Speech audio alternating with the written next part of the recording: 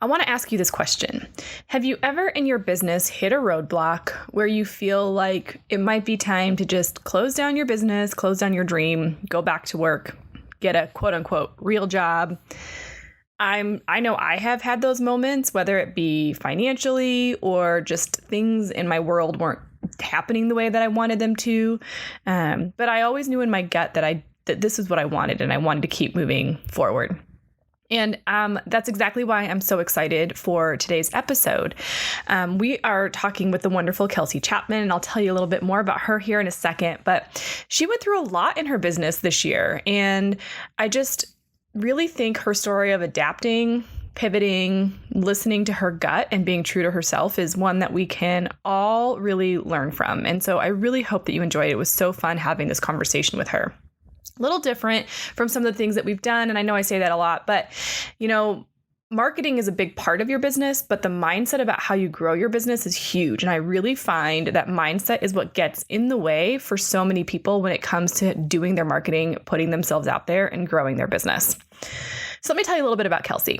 Kelsey is a creative and marketing strategist who is passionate about equipping entrepreneurs to build their businesses, grow their platform, and steward their influence. It is her mission to help women to turn their dreams into profitable ventures that can allow them to live with both freedom in their finances and their time.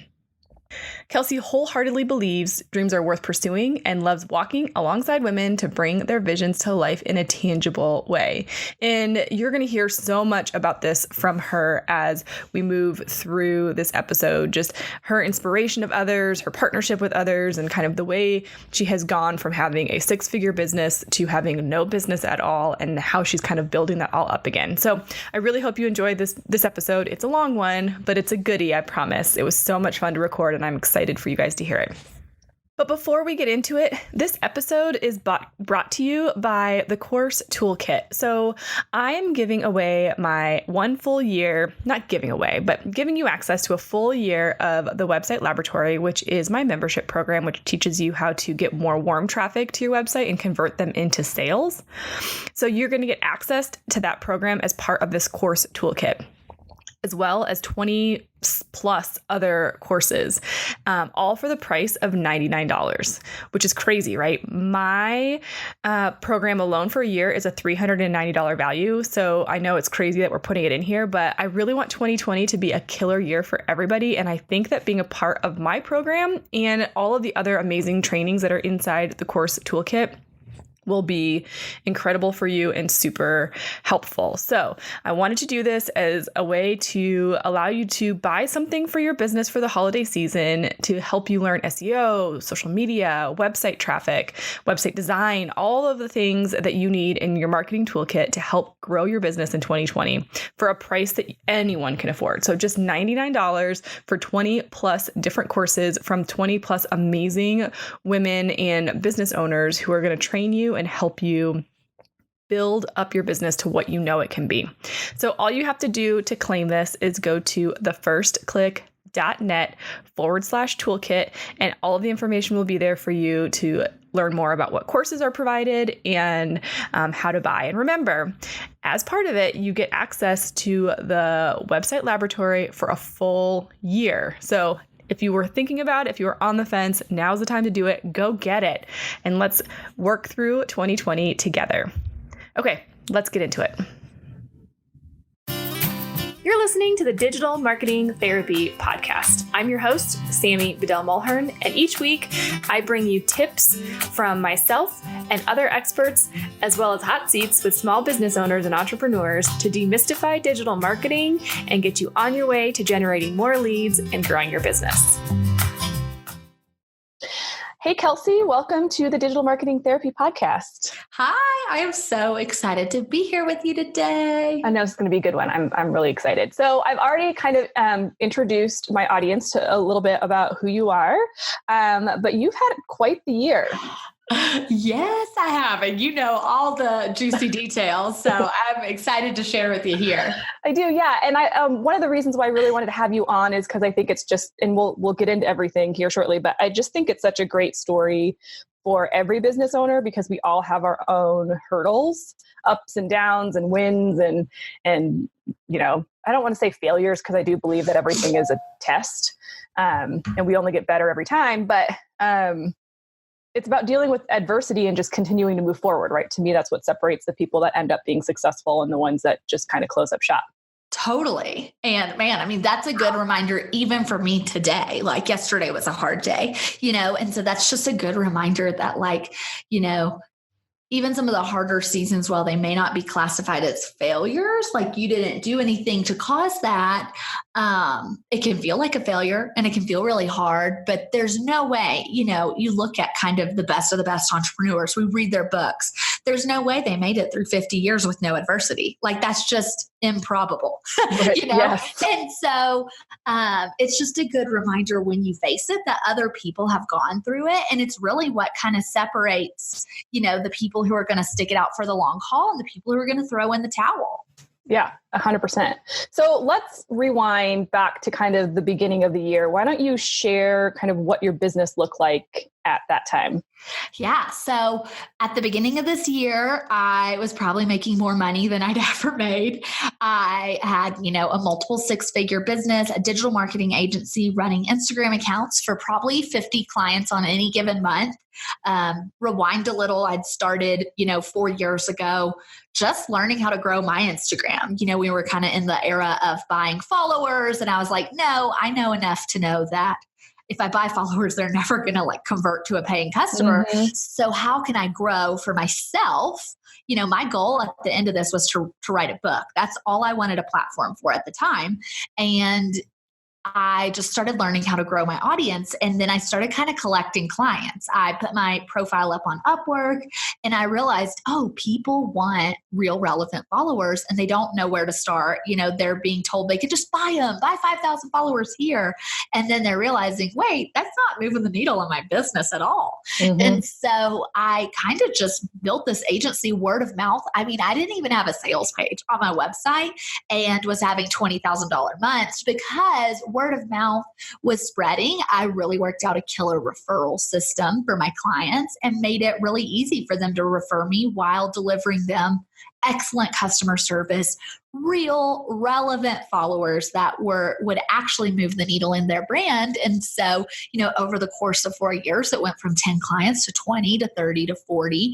And I was really hovering at around 50 clients a month for probably the last 9 months of my business. Had 2 team members helping me meet those goals every week for my clients. And like I said, was having these killer months. And last November, Instagram rolled out kind of a press release of basically we're going to crush any method of growth other than ads, is basically what they said. And when they release a press release, to listen because they never talk to the public. And so I kind of was like, okay, something's about to change.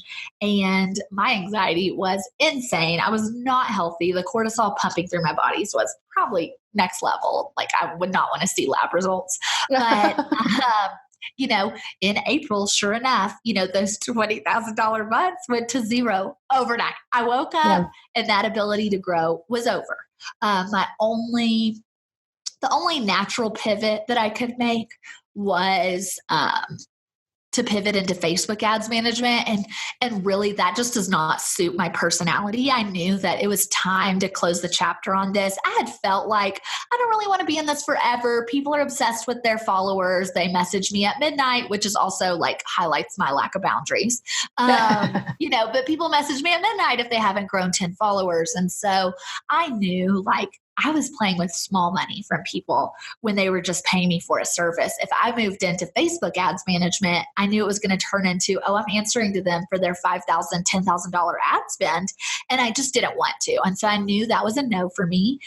It's a very lucrative career if that's something you're interested in, but you have to be comfortable with risk, with ambiguity, with something working for a season and then not working. And I just looked at my life over the 6 months prior to this and was like, I was miserable, being stressed, answering to $400 a month. I'm not going to thrive answering to playing with $5,000, $10,000 of people's money a month. And so I knew that was not the right pivot. And so April 11th or so, I started emailing all my clients and closed up shop. and started over.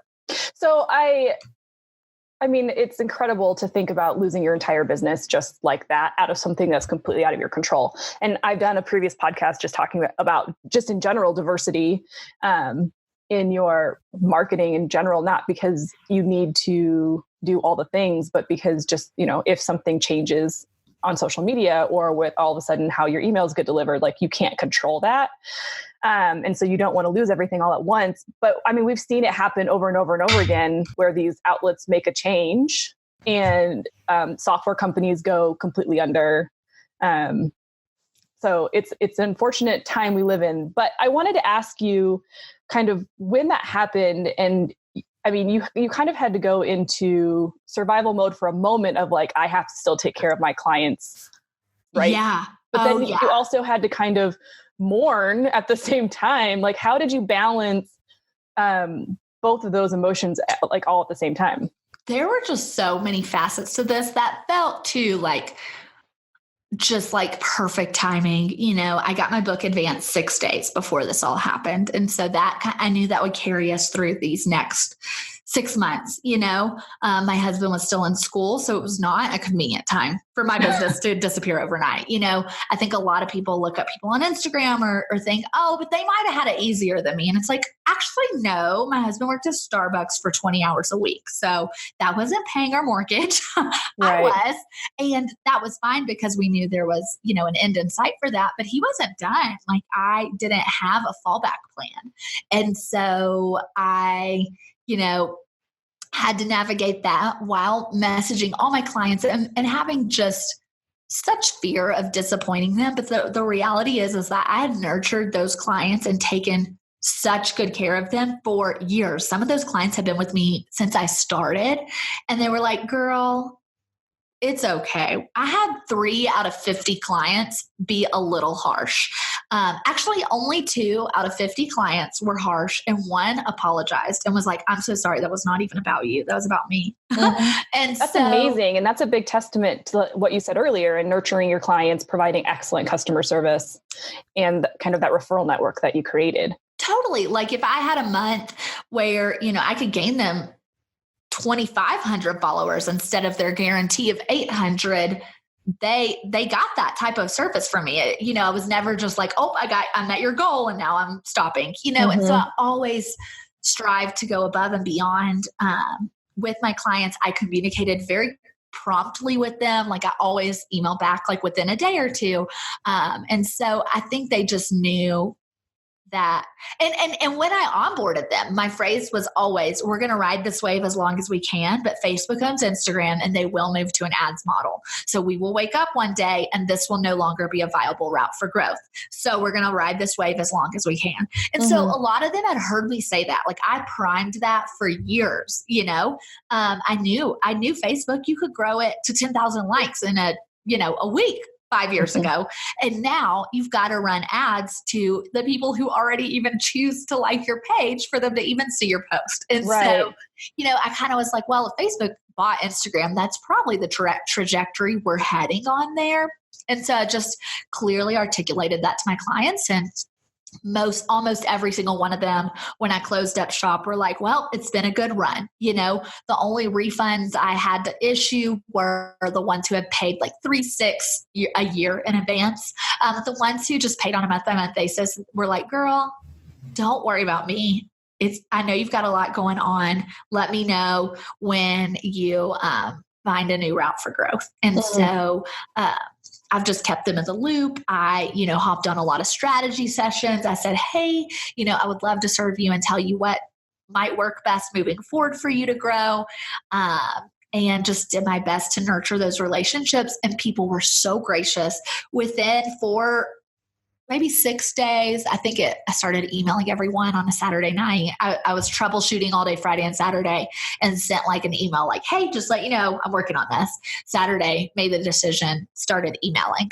And by Tuesday, it was mostly handled. And seriously, everyone was so gracious. So there's a lesson in this, I think. Don't you feel as humans tend to like, whenever a client sends me an email that says like, hey, can we hop on a call this week? I'm immediately like, oh crap. What did I do? Yeah. I'm in trouble. Like, and it's usually not a big deal. Or when we have to deliver bad news, well, whatever, quote unquote, bad news, or like, hey, the delivery time isn't going to be what it is, or, I mean, whatever it is in your industry, we tend to get nervous about it because we always kind of feel the worst, but it actually is, the more proactive you are about those hard conversations, the easier it usually happens for both sides. Yeah, because they felt honored and respected and like they weren't in the dark, Right. And most of them, again, had seen me deliver incredible results for them month upon month. And so they were like, okay, I mean, at some point this is going to end, and this is the month it ended, Well, not only that, if you are always showing up for your audience and delivering great results, then when something changes, they're going to be like, okay, well, I mean, if something's changed, then we trust her. She's totally. And most were like, how are you? Yeah. Like, are you okay? And I was like, I am, but it's really hard and really scary. And so it was a very fascinating case study in what stress does to you, because, Friday, I started my day 7 a.m., woke up to like, you have the clients who sometimes discover things before you even do. And so you wake up to the text, and I was like, oh no, it's happening. Like the reckoning is coming. And I was really stressed immediately. But by the end of the day, I just had like such a undescribable sense of peace that it was going to be okay. And then, by the time I emailed everyone Tuesday, I had been living with chronic pain for like 6 months. Like my neck and my shoulders hurt all day, every day. I started working out in that January prior, like, well, I'm 29. I shouldn't feel this way. Like, maybe working out will help. But then that didn't really help. So I still went because I knew I needed to steward my body. But then I started a massage twice a month. And the only time I wasn't in pain were the 2 days a month, like the 3 hours after the massage before bed. And so, but what was wild was within 6 days of this all happening, all my pain went away. My body was less stressed, not knowing where my income would come from, than it was knowing I was making a lot of money, but the pressure of the job. And so that taught me a lot of like, I never have to build something that makes me feel like that ever again. And I won't actually. Yeah. Well, and that's a great kind of segue into, because obviously we're in a mastermind together. And so we talk all the time. So it's been really incredible to see your growth every single time we all get on a call together, in like how you're problem solving and really listening to yourself and what it is you want to do moving forward. And it's just interesting to me how the universe works, in that you said you got your book advanced 6 days before this all went down. And can you imagine being in this season of writing, that because you've completed your first draft, right? Yeah, it's turned in. So could you imagine the season of writing and doing all of that while you were still maintaining these 50 clients? Yeah, it's also like, man, that made space for what's next. That's kind of what the day of, even my trainer at the gym was like, this is an open door for what's next for you. Yeah. This is making space for what's next for you. And I'm like, you're my trainer, right. All day that Friday, people were saying things to me like, oh, do they realize someone else just said the same exact thing? Right. All day long. It was wild. And I felt like a very, strong sense that it was making room, but I had jam-packed my life to the brim that I didn't leave room for anything else until this moment, until really the Band-Aid was just ripped off. Because I said, like, I'll get out of it. I'd like to be out of it by the end of the year. That's what I said. Because again, it was all consuming all the time, answering to people all the time. Algorithms change, adapt. Yeah. And so it just felt like every day was troubleshooting. And I kept saying like, I'll get out of it by the end of the year. I mean, it was such good money. And for me, everything I visit in counseling is responsibility. So it felt irresponsible. Like, yeah, I don't like the task anymore, but wow, like you're making good money, get over it. And so it was really hard for me to let go of something so lucrative because that felt irresponsible. And it kind of was like, oh, we're just going to rip the Band-Aid off and we're going to force you to start over and it's going to be better than you could ever imagine. Yeah, I did the same thing when I left my job. And that was hard because I was working for my dad. And it was a great job. But it was just a situation of same with you. Like I was so stressed out all the time. I was coming home, like it was just not a good situation. But I felt that loyalty to my dad and the family to like keep it going. And finally I was like, I love you, Dad, but like, I want you to be my dad. It was like, we couldn't even have dinner without talking about work all the time. Yeah. It was all consuming. It was crazy. And I left with no other job.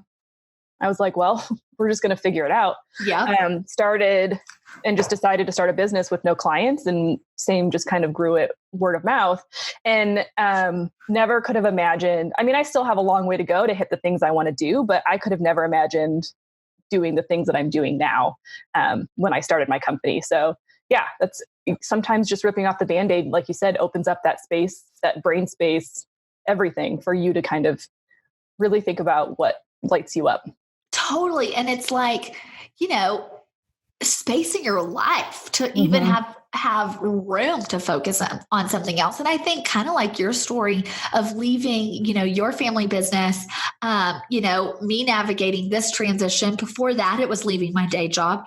Every new transition is uncomfortable, even if it's good. I've heard this phrase like 6 times in the last month at this point of like, with every transition comes loss and grieving, and even the good ones. Like if you look at even the times where you kind of had an upgrade in life at first, before you noticed the upgrade, there was change and transition. And sometimes with that comes like a sense of loss and mourning of, oh, I don't even know what's next, or I don't know what my daily routine is going to look like, or how I'm going to pay my bills, And so I think just giving myself room to recognize like, oh, this is going to be uncomfortable, but it was uncomfortable when I built this business the first time around. I didn't know if I'd have enough clients, and within 6 months I did.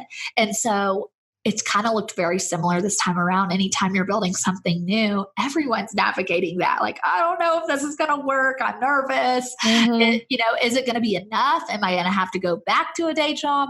But if you'll give it time and space, usually it works out. I mean, you've got to put your energy and effort into it. But right. If you're willing to do that, it usually works out.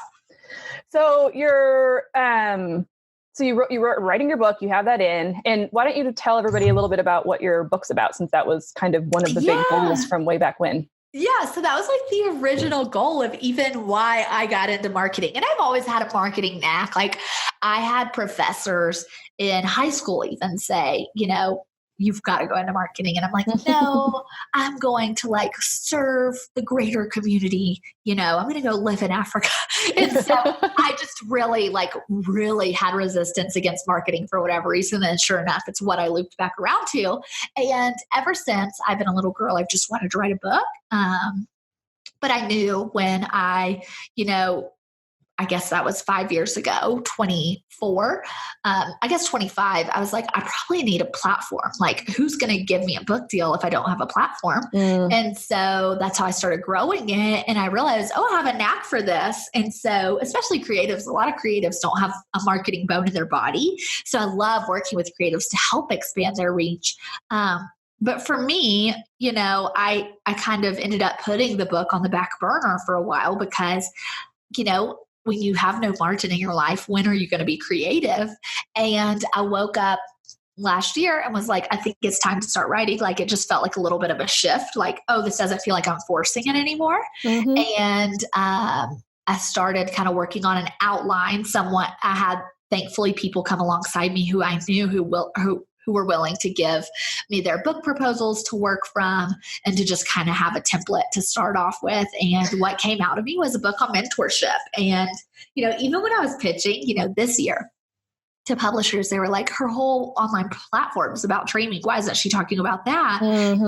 And for me, it was like, well, I wouldn't have stepped into my dreams without women investing in me. And so that has been, a very large part of my life is just women coming alongside me in every single season. Anyone I need any type of resource or wisdom I need for navigating whatever season, it's like the right woman pops into my life. Now, don't get me wrong. I put myself out there, and with putting yourself out there, sometimes comes disappointment. Like I've had some weird situations with female mentors too, out of sheer ratio and like quantity of like putting myself out there. But for the most part, 99 times out of 100, I've just had incredible women invest in me. And so wrote a book about kind of demystifying that, normalizing finding a mentor. Like Michelle Obama and Oprah and Ellen are not going to be your mentor. Like look around your normal life and ask someone who's killing it in one area, and maybe they're killing it in their career, but not their marriage. And you can still learn from that. They don't have to be perfect, you know? And so we can all learn from each other. Well, and in this online space, there's so many different, whether you have it as a mastermind or you have it like online, one-on-one, like your ability to network with people and find mentors is huge. Absolutely. And I do a whole chapter on, hey, there's going to come a day when you need to pay your mentor. It doesn't diminish the value of their input in their life, or like, oh, it's not really authentic or genuine. No, especially if it's your career, pay for a mentor. You know, Amber, I met her through a Facebook ad, and her message just connected like deep down in my soul. Like, this is the right person for me. And we joke all the time now, like we're stuck with each other forever. I pay her, but it does, I go, you know, and go to these retreats, and it feels like we're like family. And so it doesn't, that's not me with my head in the clouds being delusional that we're more connected than we really are. Right. Although that could certainly be the case for some people. But I really believe that. And just like the girls who pay to be in my program, I love and care about them. Right. Just the paying part is just to cover operation cost in my time, so that I'm not working a day job and trying to invest in them, that I can fully focus on them. But the fact that they pay me doesn't diminish my care or my investment into their lives. And some of them have become like sisters to me. So talk about that a little bit, because you had your Instagram business, which was the bulk of your income. Now you've got the book, which will come out next year, which will, you know, be a smashing success and another revenue driver for you. But then you also have your program, Dare to Dream. Yeah. So I did have my program going at that time, which was like, oh my God, thank you, Lord, because this will cover my operation cost of my business. Right. Just simple, like, oh man, ConvertKit's $179 a month, you know, like everything. And so I was like panicking, because I was like, okay, we can live off the book advance, and then I need to cover my operating cost of my business. So I had a little bit coming in. But also my big e-course, like the big driver financially e-course wise, was Insta Breakout, which I was like, cool, can't sell that one anymore. They just totally changed everything, and I'm going to either have to redo it. And so had a few e-courses, but again, my bread and butter was the Instagram one. And so I really just had to start reevaluating and pivoting. But I had my mastermind, Dream to Done, love it so much, love those girls so much. And they also walked with me through, like, I just let them in and let them see what's going on in my world. And we talked a lot about like how you plan for a crisis. We brought Diane, who is a mutual friend of yours and mine, in to talk about like planning for your everyday crisis. I was a perfect case study because I did not plan. And so it was just a really good opportunity to run alongside these women. Moving forward, I'm actually going to be moving that mastermind into also just an e-course, because my personality is more suited for an e-course. And so over the years of running my business, running e-courses, testing and trying different expressions, I've really just tried to measure my energy, what makes me come alive. And what I've realized is having a lot of time and space in my day for friends and family around my table, and a business that really supports that and doesn't need me there all the time. And so e-courses are a little bit more suited for probably being an Enneagram 7 and being oriented towards freedom versus like lots of meetings on the schedule. Yeah. Well, and another thing I want to bring up just in line with all of that and your pivoting is that you had decided earlier this year as well that you were going to do a rebrand this fall as well. And so now you're actually going into a rebrand I mean, like the timing of all of that, it just seems it really kind of is crazy. Perfect. I really encourage you guys to check in with yourself. And if you have a hard time with that, like find a therapist who will walk you through that. I mean, I'm good at checking in with myself mentally and like what feels good energetically. But my therapist told me last week, like, I think you're really detached from your body. And so like we all have like areas we're a little bit detached from. So if checking in with yourself just sounds too far out there or like, what the heck is she even talking about? Work with someone on practicing like how does this feel aligned or does this feel off, like that gut check. And so I had a gut feeling in the spring that a lot was about to change. I mean, even the few months leading up before that Instagram algorithm changed. There had been so many changes before and we'd adapted and moved on. Like I had gotten to a place where when they rolled out an algorithm change that looked like was going to crush us and it never did, I had learned to be like, okay, that's usually not true. It usually is fine. Like we always find a workaround. But I had a pretty strong feeling everything was about to change all spring. And so I booked a rebrand and I was like, hey, I asked my web designer and copywriter, like, hey, can I book this for the fall? Like, I think everything's about to change and I don't know what it's going to change into. So can we just wait? And they were like, yeah, we'll put you on the calendar for August. Or maybe at first it was for summer and they put me on the calendar for like July. And I was like, can you put me on the calendar for like October? And October rolled around and it was perfect timing because things had started to shake out. And really started to bring to the surface what really makes me feel alive. One thing I wanted to mention too was like in the summer, I got a job offer in June out of nowhere that felt like a dream. Still might go on staff with that. They're waiting on funding. We both know about waiting on funding with clients. It's long. It's a long process. And at the time, it seemed like I was going to go on staff full time. Woo, have a salary. Everything will be good. I'll have my freedom too. Like I kind of get to create the job from the ground up. Start July 1st or July 15th. And July 15th rolled around, nothing. August 1st, nothing. And so looking back now in October, I look back and I'm like, man, if I would have started that job July 1st or July 15th, that would have put a Band-Aid on a lot of like heart stuff for me around security. It would have given me this quick fix. But I think by not being able to fill that space back up at the rate at which my day-to-day was filled prior to April for the past 6 months, like I have 3 retainer clients that pretty much keeps me at a full roster that I just started like reaching out to in May. Like, hey, do you need this? Do you need that? Whatever. But that still is like 60 hours a month. Like I was working 80 hours a week before that. And I think if I would have started that full-time job again in July or early August, it would have put a Band-Aid on the heart stuff that was going on for me and how I'm oriented towards money, how I'm oriented towards work, how I'm oriented towards being responsible. And having this way more drawn out, slow waiting process has cultivated things in me that I just didn't know were possible.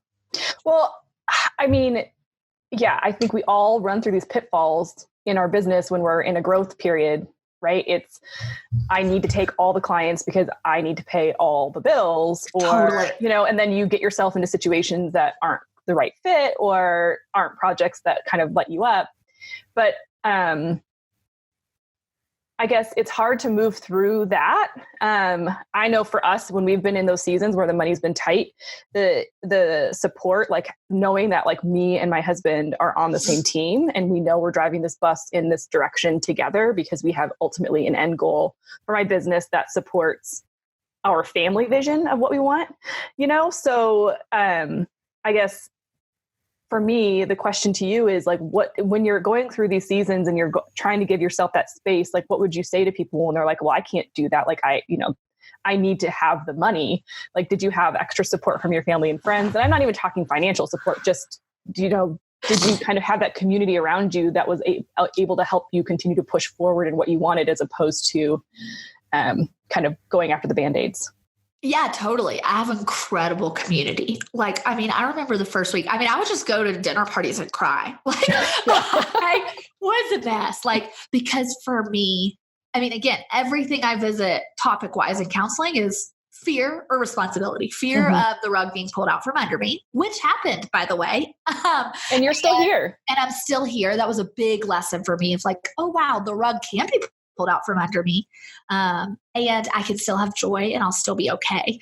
And I can fear and joy exist simultaneously for me a lot of days. And so I was just really open with my friends. They all knew what was going on. We have some friends with a startup. He would call me regularly to just be like, how are you doing? You know, I know the pressure you're living with right now. Mhm. I had some other friends say, like, do you need any money? You know, it was like we were like, no, we're okay, thank you. But that was just the fact that they would even just flat out ask over dinner, you know, Yeah. showed how, I mean, the type of friends that like are willing to drain their savings to take care of you, like, what, that's amazing, you know, I cried Yeah. thinking about that. So we had just incredible support. Yeah. During this time. But I'm also like, I'm a big feeler, but I'm very, very practical. And so I knew when that book advance ran out, you know, Right. if with no money coming in, it was like 3 months of living expenses. If I could bring in a little money and David could bring in a little money, it was like 4 months of living expenses. If I could not touch it every month, like, you know, by May, I picked up a website. One of my clients was like, hey, do you do websites? And it's like, yeah, you know, I've done like 3 or 4 for friends the year before. I've done a few a year for the past few years. I know enough. And so I did her website and then she referred me to someone. And then, she, you know, so every month I didn't touch that advance. I was like, awesome. You know, Yeah. that's a little bit more time to find something. But you know, I even had a conversation with my dad recently where he was like, this wasn't a hard year for you. And I was like, I'm sorry, are we on the same planet? Because in his mind, he was there as a fallback. But in my mind, I wasn't going to go, it has to be worst case scenario for me to go there. And so like for him, he didn't comprehend how it could even be a hard year if he knew he was there, you know, but like for me, everything in me said, be responsible. Don't have your parents solve this, you know, like, and so I just lived under tremendous stress and pressure to be practical, to be responsible, to not have people clean up my messes and to kind of do it myself, which is not a good quality. And so, there was a lot of mental battles going on of like, how do I fix this the right way? Well, and I think you adapted and you just kind of created in the short term while you were working on what you want for the long term. You were always consistently coming up with new and creative ways to kind of continue to build community and to drive some income. And one of those I get to be a part of in November. Do you want to talk a little bit about kind of that whole idea and how you just like pulled this together? I pulled it together in like 3 weeks. I always, and yeah, for the person listening, just practically speaking, yeah, you might need time and space to figure out what your long game is, but pick up those clients and do the tasks you don't love doing. If you need to go be a VA for 6 months, who cares? It doesn't mean anything about you. It's still more money than going and getting a job at, you know, a retail store. Yeah. My husband drives for Uber on the weekends. Oh my gosh. Yes. I was like, okay, if I go through a month where no money comes in, Uber, Lyft, because you can make quick cash and good money. My Uber driver in Nashville was like, oh, I make like 45 to 60 a year. It would take a 70K job for me to go back to a day job. And I was like, wow, dang, you know? Yeah. And so, and my Uber driver was like, I'm literally going to pick up my niece at 3:00, like, because I can, because I have freedom and flexibility. So it would take a pretty good offer for me to go back to a day job. So, you know, I am all about like, you got to pay your bills. I had a mortgage floating over my head. Like I was willing to get scrappy. I'm a scrappy girl. And so if you need to do like a hodgepodge of little jobs to make ends meet for you to pay your bills and to live, you know, with your head above water, do that so that you have time and space and you don't have to make a sales page or make these big, you know, elaborate websites to market that. Just pick it up behind the scenes. For me, I picked up a lot of stuff behind the scenes but everything front facing still remained the same. So like the public, my audience, all of that just knew me as a podcaster and I'm working on a book and, oh, she's that marketing girl. They didn't know, I'm doing some PR here and I'm building some e-courses there, like you can pick up some things behind the scenes that most people are not that wrapped up in what you're doing. So you can pick up the stuff behind the scenes while you work on rebuilding out kind of that front facing side of your brand. Yep. And so for me, one of those things was I had seen these bundles floating around the internet of 99 courses, or sorry, not 99 courses, 26 courses for $99. And I was part of one. And I gave all my friends contacts to that thing, to the bundle I was a part of. I had connected her with 10 out of probably 30 or 40 of my e-course friends. And I was like, I'll connect the others for the next round. And then I realized, why am I not just doing this? I'm sourcing all the people for this. I whipped out a website in a weekend and I was like, all we need to do is, really make it really easy for people to share. But this really fulfills something for me of creating content that's accessible for an audience. 26 courses for $99, almost anyone can swing that. And I had even started this project with a friend, Kate. It's also funny to see how some things that you put on a shelf just take a different expression later.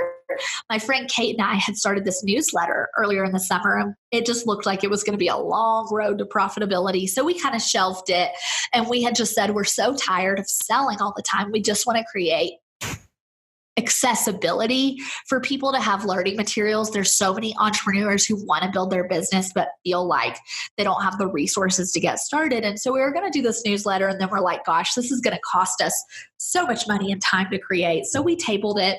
And then, the fall loops around and I'm kind of like, why don't I just put together one of these bundles? And here we are. That fulfills all of my heart for accessibility for entrepreneurs. It just, gives, makes it a little bit worth it to put all of the time it takes to put it together when, you are profiting a little bit off of it. And so it really, it's a win for everyone. Consumers can get 26 courses for $99. The types of courses bundled will change every single time. We're doing one in November. We'll see when the next one is. I'm thinking January. But I'm able to rally these entrepreneurs who all have courses together. They throw in one of their courses, they make their cut from the course. And they also have all of these people who now get in their funnel who are exposed to their other courses that could convert down the road. So it really just feels like a win for everybody. And for me, say I'm going to do a Black Friday sale to discount one of my courses to $99 anyways, to leverage 25 other courses with that to make people decide to purchase through me, great. Most people are not losing money on that offer, but they're also able to offer something very accessible to the public of saying, hey, if you're a beginner and $697 is a stretch, guess what? I've got the deal of the century for you. Yeah, and so at the time of this, when this podcast is live, you can purchase it. And so we'll have the links in the show notes, but we put in our website laboratory membership, which is a year-long marketing training. Yes. So we're super excited about that. So I think you can buy through November 12th, right? Yep. And y'all, the generosity of people like Sammy, all of these people who have contributed their courses, a lot of people have contributed courses far beyond that $99 price point. And then it's bundled with 25 others. So it's you're getting $5,000 plus of courses for $99. Again, most of us can come up with that. Sell a few clothes on your Facebook marketplace and you'll be fine. No, it's a great opportunity because our membership is $390 a year. So, yeah. It's just a great way for us to get in front of new audiences, for people to just try a bunch of things and see what works. And I've bought a bundle in the past, and some of it I've gone through right away. Some of it I'm waiting on, but it's just a great way to get a bunch of different types of information and kind of understand where you need to dive deeper. Yeah, because it's like, oh, you need SEO, but you haven't gotten around to it. Great. There's an SEO course in there, oh, wow, LinkedIn. I've been thinking about beefing up my LinkedIn, but basically all my energy goes to like Instagram ads, Right. And so it's like, cool, now I have a course to teach me how to do it versus shelling out another $1,500 a month for someone to teach me, And so it's like, it really gives you kind of some new learning materials and things you've probably been wanting to learn, but haven't had the time or prioritized investing in. So I think I'm excited to go through the courses. I love learning. It's going to be fun. So I just want to kind of wrap this all up and say, okay, so we know where you started your year thinking you had kind of this whole thing planned out. Instagram changed, so you lost your business, and then you kind of been evolving. And I know it's not funny, but it's, you're doing okay now. Yeah. And so you've written your book, you're doing a lot of amazing things. So what does kind of 2020 look like for you and your business? Like, what are you dreaming about? Yeah. I mean, I think for me right now, everything is simplifying. And so my customer journey next year, it's probably the clearest I've been in a long time. We'll go like podcast, which is free material. Like everything kind of has a mentorship spin. Like you can get mentoring from all of these female entrepreneurs or people with, some sort of message they're sharing with the world at a very bird's eye view. You get to be a fly on the wall on the podcast. And then there's the book for $20. And then we'll probably do some day-long workshops across the country, radiant retreats. And then lastly, the Dream to Done program, which will be an e-course. I don't think I'll have live calls in it. And that just feels so good. It feels more aligned for me than I've felt in years. And it feels very simple. And so that's kind of what I'm looking to do. I really want to move more into writing and speaking. That was the main goal. And, I'll always have my hands in some marketing baskets just because that lights me up, but that might not be the front facing thing for a while. Mm-hmm. That's awesome. I love it. I love simplicity. We've been on that journey in my business as well. And kind of cleaning that up and messaging and pulling that continuous train where everything makes sense, right? Yes. Everything I'm doing. Cause I often see with my clients and students and, just people that I talk to, locally, they get stuck on this. They don't pay enough attention to their core values and the mission behind what they're doing. And so it's too difficult to make the choice of should I do this or that? And if you really can, like you said earlier, listen to yourself, build the business you want, it makes it so much easier to say no to opportunities that don't align with where you're trying to go, so that you can open up that space and energy and time for the projects that are coming your way that you don't even know yet. Yes. That are going to be in complete alignment. Totally. And a quick ways to measure that energy is like, are you excited about the task, or do you feel like yourself dreading getting to it all day and putting it off? Like, that's a great way to measure your energy. Do you always dread the same type of thing? Well, I take a look at it in my planner too. Like the tasks that I move from my to-do list every single day to the next day because I didn't do them. It's not because I didn't have the time. Yes. Yeah. I didn't want to do it. I can't agree more. I totally do that as well. Well, Kelsey, I really appreciate you coming on. I know this podcast wasn't super marketing focused, but I just think it's such an important story to tell for business owners that we're not alone. Don't suffer in silence. Build that community around you so that you can, hopefully you don't go through, what Kelsey went through and lose your entire business, but there are still ups and downs as we go, and having that support, finding mentors, finding support, finding people that you can be real about your business with so that they can be there to help you with your ups and downs. Thank you so much. Yeah. I love sharing because I think it normalizes kind of those ups and downs. And again, like most people have different iterations or most entrepreneurs we're all reading about have different iterations of their ideas. They evolve, they take different shapes. They have steep mountaintops and then deep valleys. And so it's all part of the journey. Yeah. Well, how can people find you as we wrap this up if they want to kind of follow you along in your journey or check out your podcast? Yeah. KelseyChapman.com and the Radiant Podcast wherever podcasts are found. Awesome. Well, thank you so much. And we'll have all the links to all the stuff we talked about in the show notes. And thank you again. Thanks for having me, Sammy. You are the best. Oh, you're the best.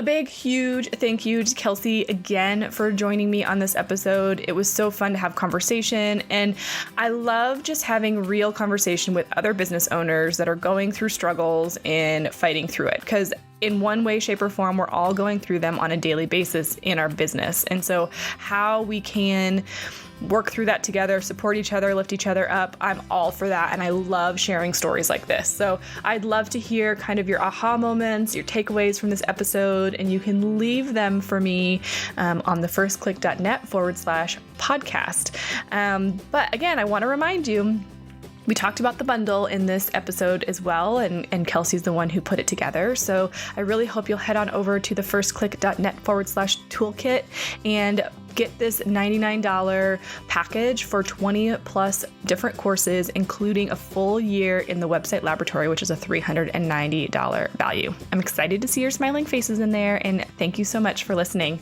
We'll see you guys next week.